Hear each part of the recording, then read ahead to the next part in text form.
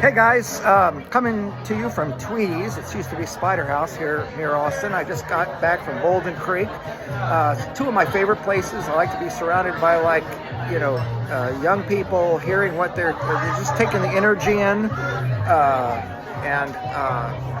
was thinking about some stuff and I thought I'd share it with you.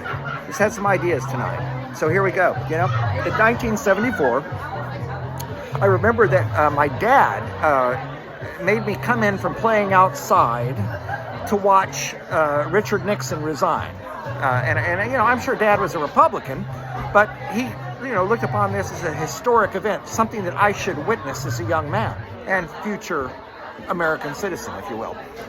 So Watergate, much like, unfortunately, Vietnam at the time, it was a television event. That was the way politics worked at the time, with only 4 networks, all right?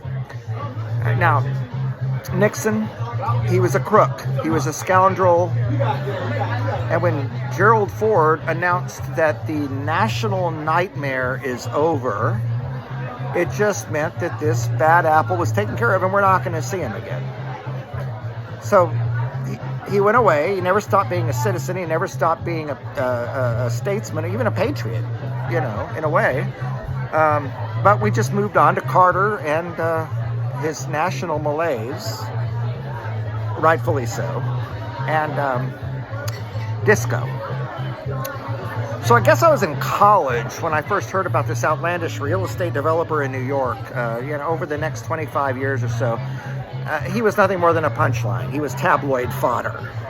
Another swindler writing get-rich-quick tomes, parodied ad nauseum on SNL. He never even attained the status of being a panelist on Match Game, this guy, right? So in the meantime, you've got this other businessman, Ross Perot, who's mastering the art of third-party upheaval. Now, the real estate guy, he's trying to run in different parties, different iterations, basic libertarian bullshit, and then capitalist, who knows what the hell he was doing. But he was ineffectual. In the meantime, Ross Perot took down the Bush dynasty at one point. Temporarily. That didn't last long. So we cut to now. I'm going to be quick. So this new national nightmare come reality show that we're living in is almost over. I've run through every conspiracy in my mind, and it just comes down to this. There are inept racists that are in a circular firing squad in the Oval Office. Newt Gingrich and Rush Limbaugh, they got the ball rolling on white grievance and wealth hoarding, masquerading it as a culture war thing. Now, God, the Tea Party, is constitutionally quaint at this point. The Fox News demographic of old white people who are pissed off, it's not only dying out, it's waxing nostalgic for the heady days of the insurrection. As those disingenuous independents, if you will, are falling off the MAGA grid, and they are, thank God, we are left to that stubborn 30%, the diehards, John McClane, just without John McCain, the no-shame nobodies, simply put, dyed-in-the-wool racists.